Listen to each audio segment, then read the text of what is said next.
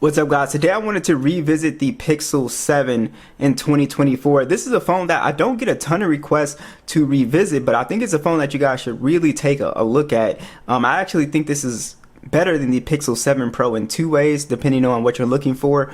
But this is $239 here on Amazon, and I got this one renewed, refurbished here, and I would stick to that price point. I wouldn't pay more than, around that $200 price point. And this is an excellent buy considering what you get. So the Pixel 7 has a really nice design, and what I like about it is it's a easy phone to hold. It's not super, super small, but it's very easy to hold, and that's something that I really appreciate about this device. For anybody looking for something a little bit, more compact, it's a fully glass and metal phone, so it's IP68 as well too. It's got the classic Pixel camera bar back here. The only thing about this phone is it can pick up fingerprints, and it really depends on the color you get. But the design on here has held up pretty well, so I haven't really had any issues with the design on here. You've got a 6.3 inch display. It's an AMOLED display at 90 Hertz.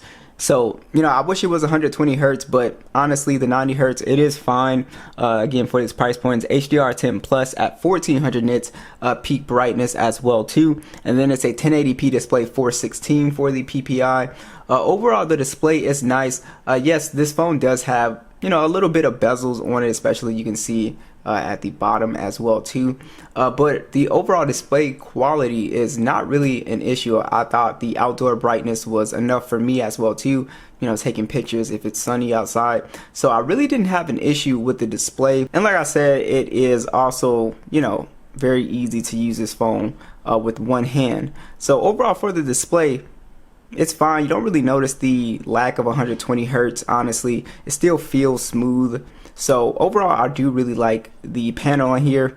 Let's talk about the overall specs on here. So the Pixel is running Android 14, soon to get Android 15. You have the Tensor G2 processor on here, 128 gigs of internal storage and 8 gigs of RAM on here. This phone, it does a pretty decent job with gaming performance, but like I said, I wouldn't recommend this phone as far as if you were like an actual gamer, because you can get a Samsung Galaxy phone with much better settings for PUBG. It's just that those Snapdragon chips are going to be more optimized for gaming. But if you're just a casual gamer, this phone still does a pretty good job gaming. I've never really run into an issue with performance, and I think the Android 14 update did a lot of work in terms of making the phone a lot smoother and just a little bit more efficient. This phone doesn't really heat up too bad as well too. So I've never really had any performance problems as far as gaming performance. So yeah, so can you game on these Pixel phones? Yeah, of course, but I would say if you are somebody who is more competitive, you can play at 90 frames on the older Galaxy phones that run the Snapdragon processor. But as you guys can see here, no lag or anything like that. Everything is really smooth as far as performance goes. So to answer the questions about software support, you can see the Pixel 7 will be supported to October 2025, which means it'll be supported for majorOS updates. So it'll get Android 16.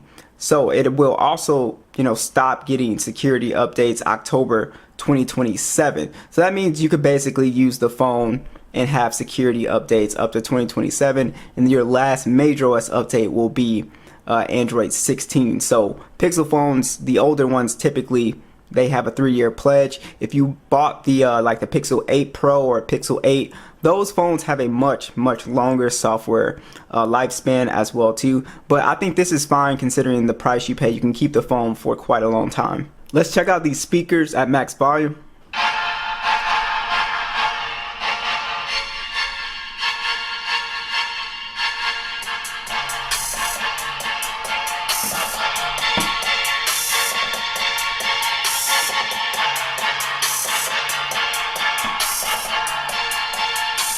So the speakers are still pretty good on the Pixel 7, pretty good amount of bass, fairly loud, especially for the size of this device.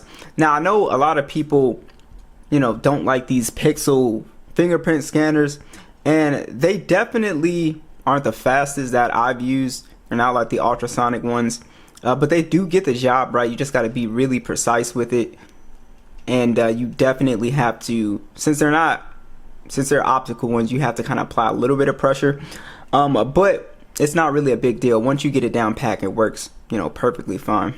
The most important thing about this phone is actually the cameras. So the Pixel 7 still has, in my opinion, one of the best cameras that you can get for this price range. It easily can compete with, right now it can compete with an iPhone 15 Pro Max. It can compete with the Galaxy, even the newest Pixels. This phone still takes excellent photos. It's extremely impressive how good the photos are on the Pixel 7.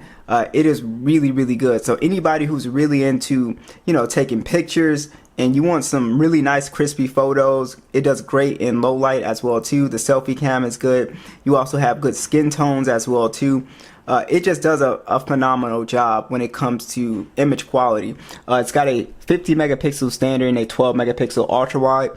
Yes, it is missing, of course, the telephoto lens. That's what you would buy the Pixel 7 Pro for. But honestly, this is well worth it for the price point. The 10.8 megapixel ultra wide selfie camera is pretty good. It shoots in 4K 60 as well too on the front and back. And like I said, I love the photos. It doesn't get any better than this. These are excellent photos. Great color, great dynamic range. Ultra wide is very consistent with the main lens as well too. It's just a really great phone to take pictures with. The video is also pretty decent. Obviously not going to be as good as the photos, but the video is pretty decent. I film all of my YouTube shorts actually with Pixel phones. I was filming it with the Pixel 7 Pro. So I actually like the Pixel video, but I definitely understand, Samsung Galaxies and iPhones definitely have advantage there. But as far as still photography, you're getting basically a top tier flagship camera.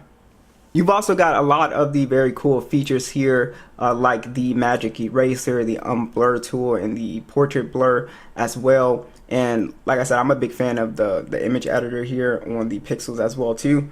So overall the camera is just awesome. Alright, so another thing about the Pixel 7 Pro, and this is I think one of the main highlights, is that this phone actually has a good battery life, especially for a smaller phone. It's a 4,355 milliamp hour battery. You also have 20-watt charging along with wireless and reverse wireless charging as well too. Battery life is easy. It easily lasts all day with this phone, so that's something that I really like. I think the battery life is actually better than the Pixel 7 Pro as well too. So it's just a fascinating phone to consider here in 2024. I think it just takes some of the best photos, especially for this price point. And like I said, it's very comfortable. So if you were thinking about, getting a Pixel 7 Pro, which is still a great phone, but this definitely is really good because it's smaller, so it's a little bit more comfortable. You have good battery life on here as well too, and the cameras are still, world-class cameras.